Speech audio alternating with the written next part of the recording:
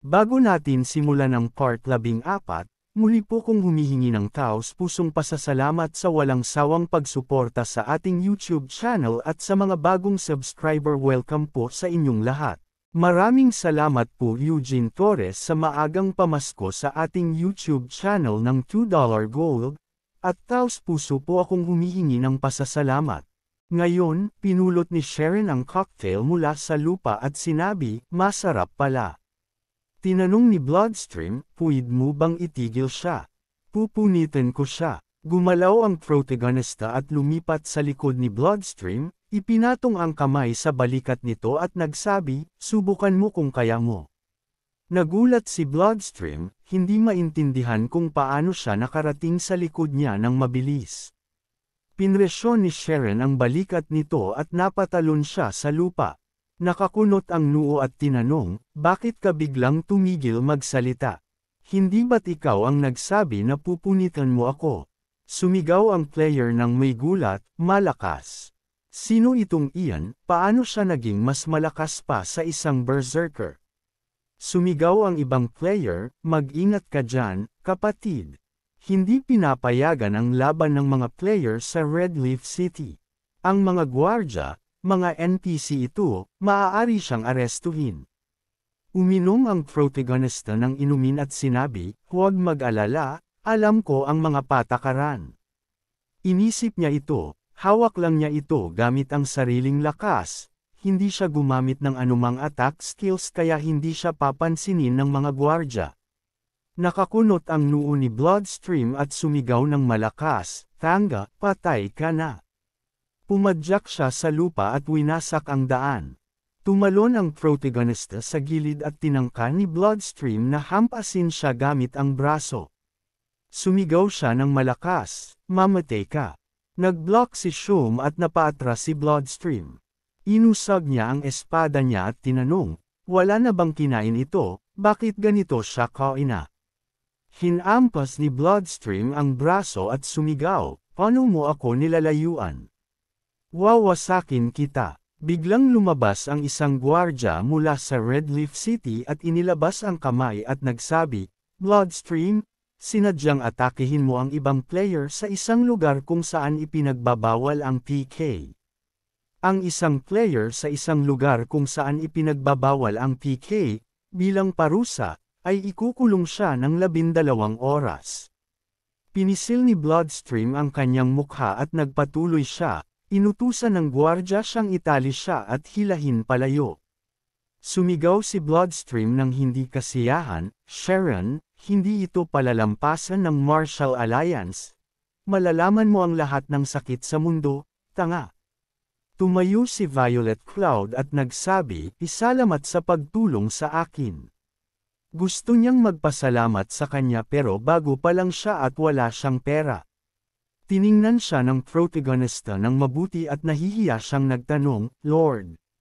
Lumiko si Violet Cloud at sumigaw ng malakas, "Ang tanging ibinebenta ko lang ay ang juice, hindi ang katawan ko."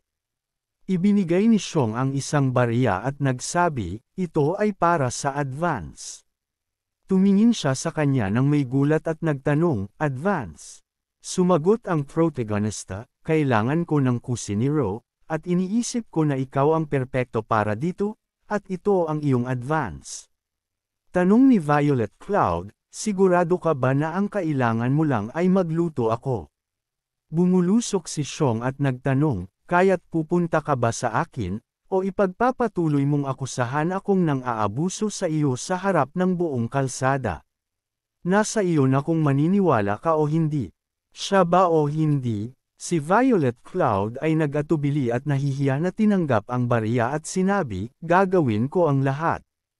Kinuha ni Sharon ang isang bag ng mga barya at sinabi sa kanya na kunin ang pera at bilhin ang mga kinakailangang bagay pati na rin magrenta ng kusina, para walang makakaistorbo sa kanya. Tanong ni Violet Cloud, "Bakit ka ba ganun kabait sa akin?"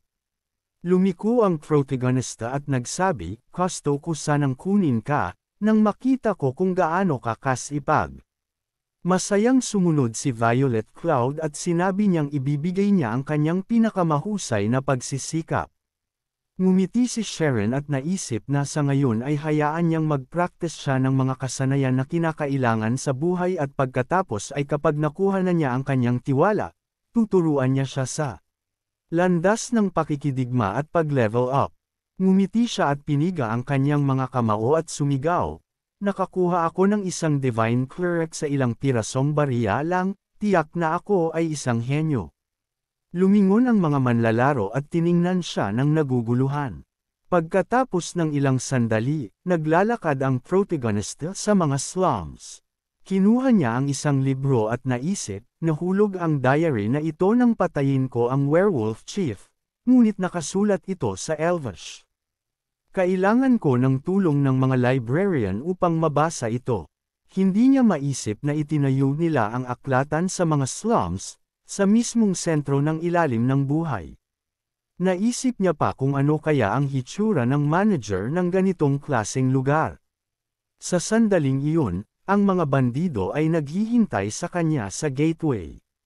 Si Charlene ay nakaupo sa isang maliit na bakod at nagsasabing, malamang hindi ka galing dito, unang beses sa paghahanap ng ganitong kasiyahan. Inilagay niya ang kanyang kamay sa leeg at tinanong, gusto mo bang pumasok? Bibigyan kita ng isang espesyal na gabi na puno ng passion. Tiningnan siya ng protagonista na naguguluhan at tinanong, hindi ba't gusto mo lang akong dalhin sa eskinita at hinawakan niya ang kanyang ulo at iniunat ang kamay, okay, itigil mo na, pahintulutan mo akong muling ipahayag. Gusto mo lang ba akong paglaruan bilang madaling biktima? Hindi rin iyon. Tanong ni Charlene, na hindi nasiyahan, mga lalaki, ano pa ang hinihintay nyo? Go na! Sa sandaling iyon, tumalon ang mga bandido at sumigaw ng malakas, paano niya maglakas loob na gambale ng aming ate? Tapos na siya. Ginamit ni Sharon ang Thunder Flash at pinaatras ang mga manlalaro sa magkabilang panig. Lumakad si Charlene at tanong, hindi naman masama, ano? Pumalakpak siya at nagsabi, sabihin mo na.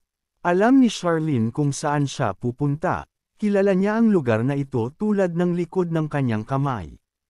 Ang mga katawan ng mga manlalaro ay nagsimulang maglaho at sinabi ng protagonista na ayaw niyang gambling siya, alam na niya ang daan papunta sa aklatan. Pumutok si Charlene ng kanyang mga daliri at sinabi, anong pagkakataon? Walang makakalam ng lugar na ito kundi ako. Naging level 20 Holy Sister si Charlene at sinabi, isa wakas, isa akong librarian.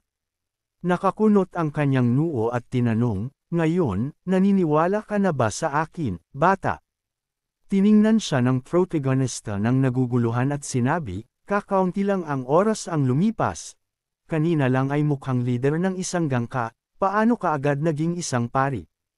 Pumutok muli si Charlene ng kanyang mga daliri at sinabi, mukhang kailangan mo ang tulong ko. Pwede tayong pumunta sa aklatan at pag-usapan lahat ng bagay doon. Bigla siyang nag-teleport papunta sa aklatan ng Red Leaf City at inisip ni Xiong, medyo magulo pala dito, aklatan ba talaga ito o parang bahay na may multo?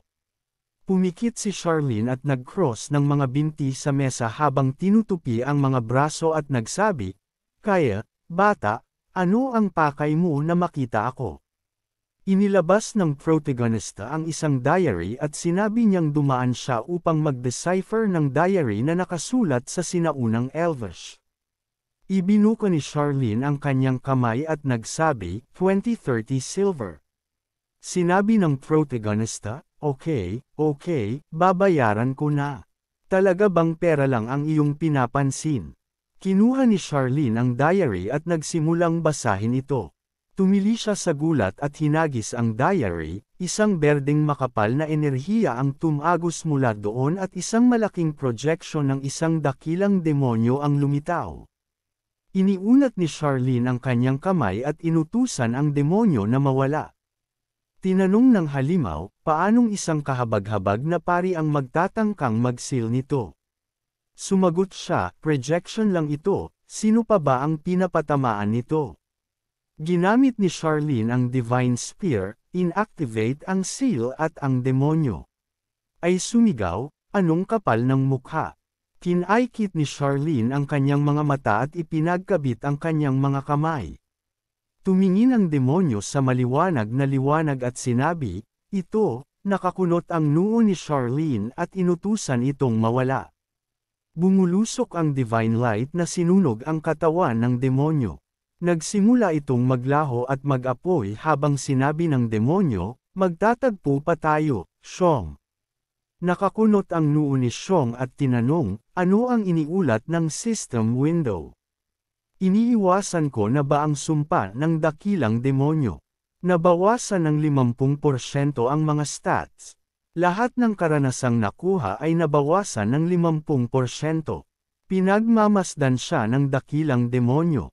Ang projection ng dakilang demonyo ay babalik para sa kanya sa loob ng 70 araw upang subukang angkinan ang kanyang katawan.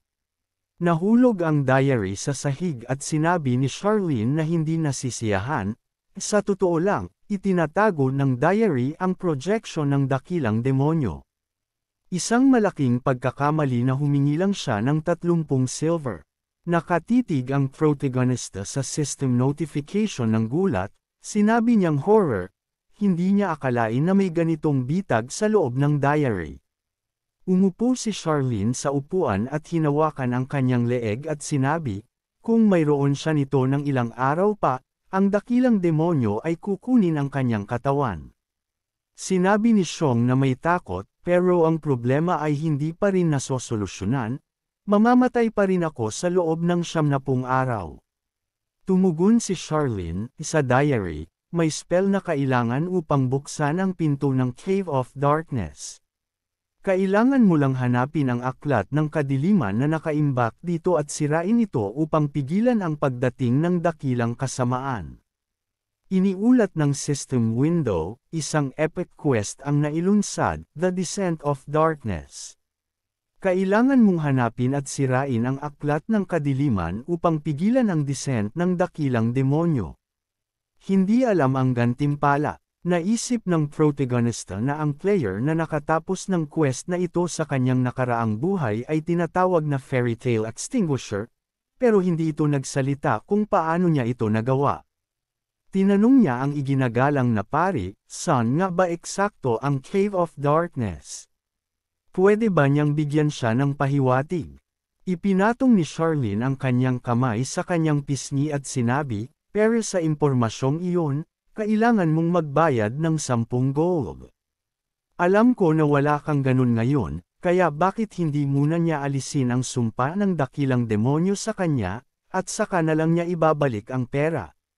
Nakakunot ang noo ni Sharon at sinabi, literal na kumikislap ang mga mata mo kapag pera na ang pinag-uusapan. Nag-isip siya at tinanong, hindi ba libre ang pagtanggal ng sumpa?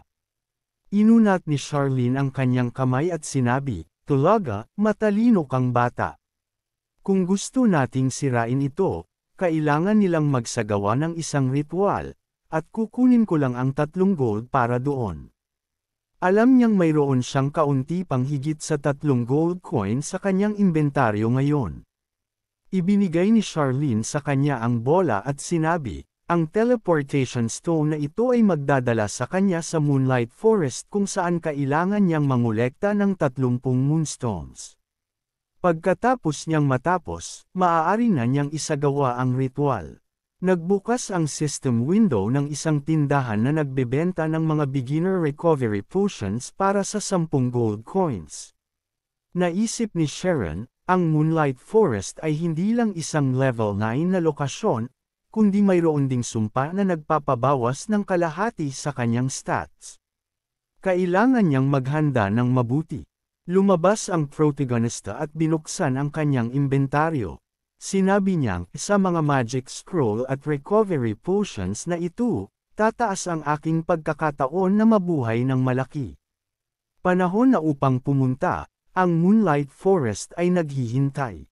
Nag-teleport siya papuntang Moonlight Forest at sinabi, well, magsimula na.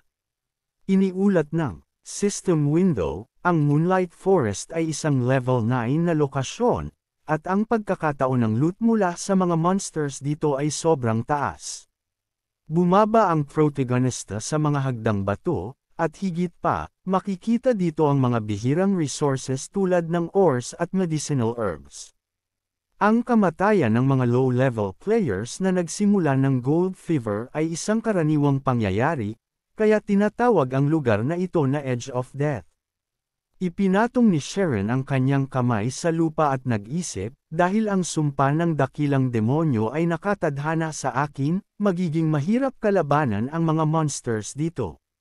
Demon Mark, mayroon siyang sumpa ng dakilang demonyo, ang lahat ng stats ay nabawasan ng 50%, at lahat ng karanasang nakuha ay nabawasan ng 50%.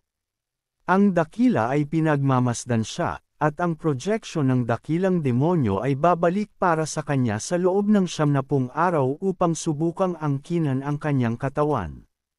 Ibinukas ng protagonista ang scroll ng isolation, at isang asul na espiritu ang lumitaw sa kanyang harapan. Iniulat ng system window, ang scroll of isolation ay lubos na nagpapababa ng visibility ng player at pinapayagan siyang pumasok sa stealth mode. Habang nasa epekto ng scroll, magiging mas mahirap siyang matukoy. Ang tagal ng epekto ay 3 minuto. Agad na magtatapos ang stealth mode kapag ang player ay umatake. Pumarada ang mga monsters at ang protagonista ay nagmadaling umatake, iniwan lamang ang isang bakas ng enerhiya habang patuloy na sumulong.